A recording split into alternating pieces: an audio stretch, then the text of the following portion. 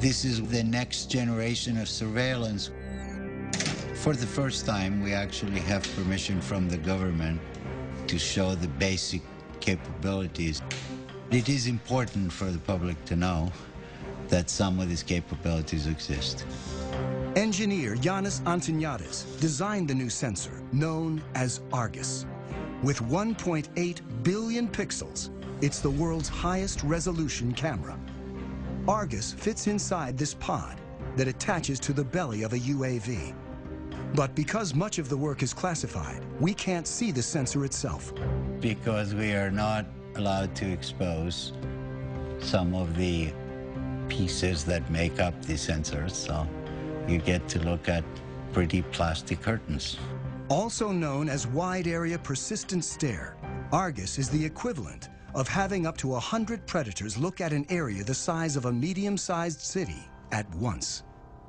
This image was taken 17,500 feet above Quantico, Virginia, and covers 15 square miles.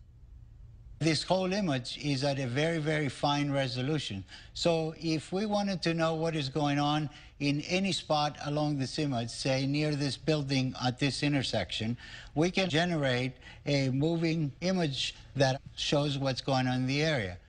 Simply by touching the screen, Antoniadis has opened up a window showing a detailed area, while still maintaining the broader context. And everything that is a moving object is being automatically tracked. The color boxes represent that the computer has recognized the moving objects. You can see individuals crossing the street. You can see individuals walking in parking lots.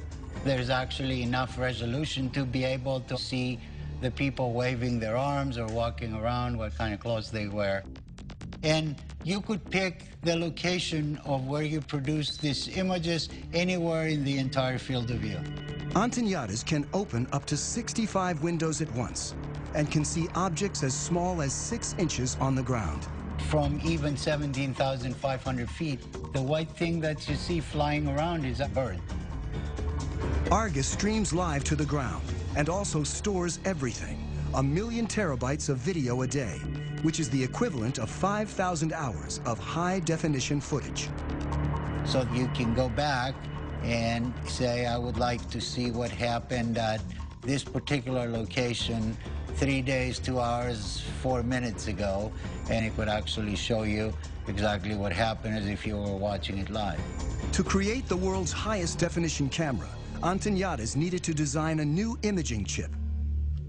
But DARPA, the project's funder, wanted to move fast and keep costs down. So he borrowed technology that most people have in their pockets.